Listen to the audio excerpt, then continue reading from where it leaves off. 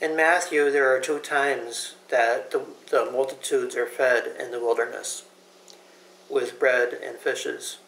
In chapter 14, it's 5,000 that's fed with five loaves of bread and 2 fishes, and 12 baskets of fragments are taken up after everybody eats. In the next chapter, it's 4,000 that are fed with 7 loaves of bread and a few small fishes, and 7 baskets are taken up so that none be lost. In both cases, the multitudes were fed, but in the first case, there was more fed than in the second, with less loaves of bread. In other words, and there was more baskets taken up after they were done. So there was an increase.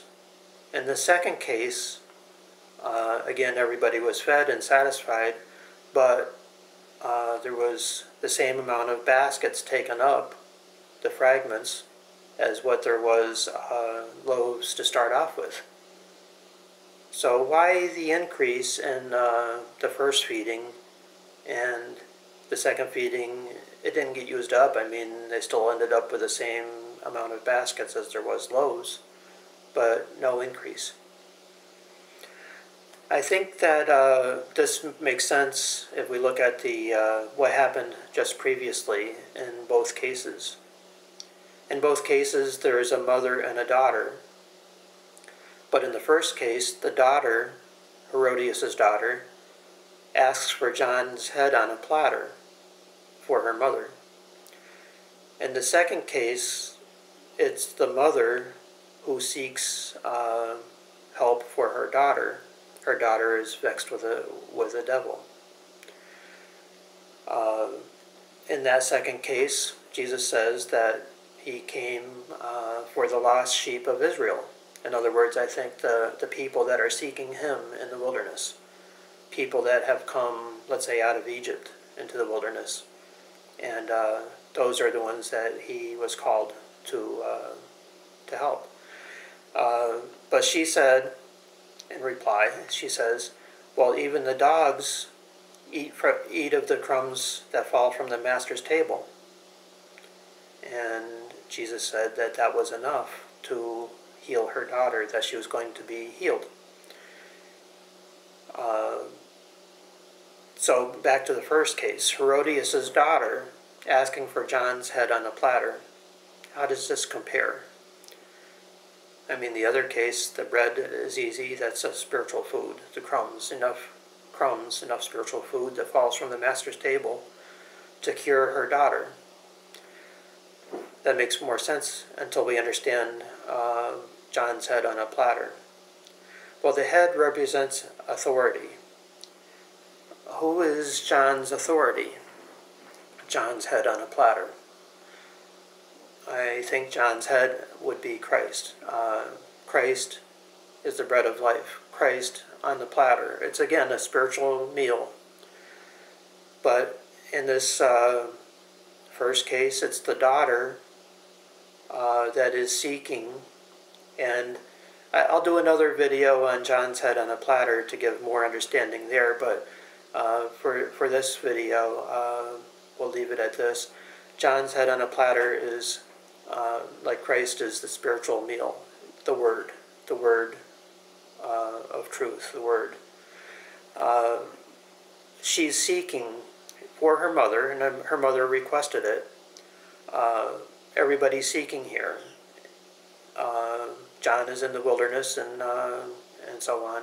But they want John's head on a platter, Christ on a platter, a spiritual meal of truth. And so following that, we see maybe a fulfillment of that John's head on a platter.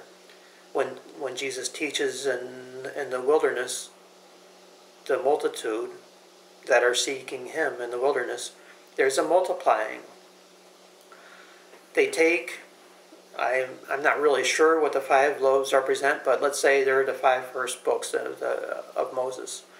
They take the 5 loaves and they eat, they break it and eat it, and when they're all done and filled, there's 12 baskets of fragments that are taken up.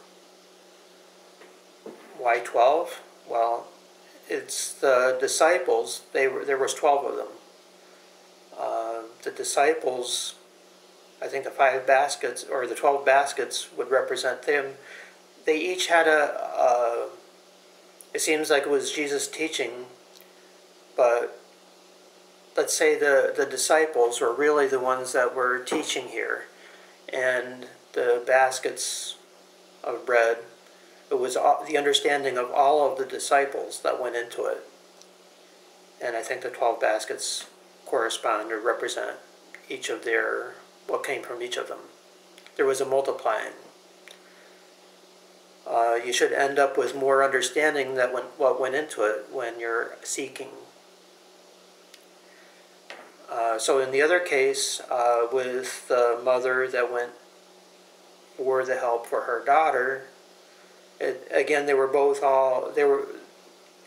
the feeding, I think, is a fulfillment of the eating of the crumbs that fall from the table. If you have those that weren't really seeking, but yet they want to be healed, and that's really what they want, they can be healed, but they're going to receive the teaching. They receive the bread of life. They receive enough to make them well, but there's not really the increase. They don't really put anything into it. What they ended up with was the same as what went in. There was nothing lost, but no gain. Seven loaves, probably because a number of perfection. There was the perfecting of it, or the perfecting of the understanding of it, let's put it that way, in the first feeding. So those 7 loaves, the perfection of understanding of it, went into the second teaching, the second feeding in the wilderness.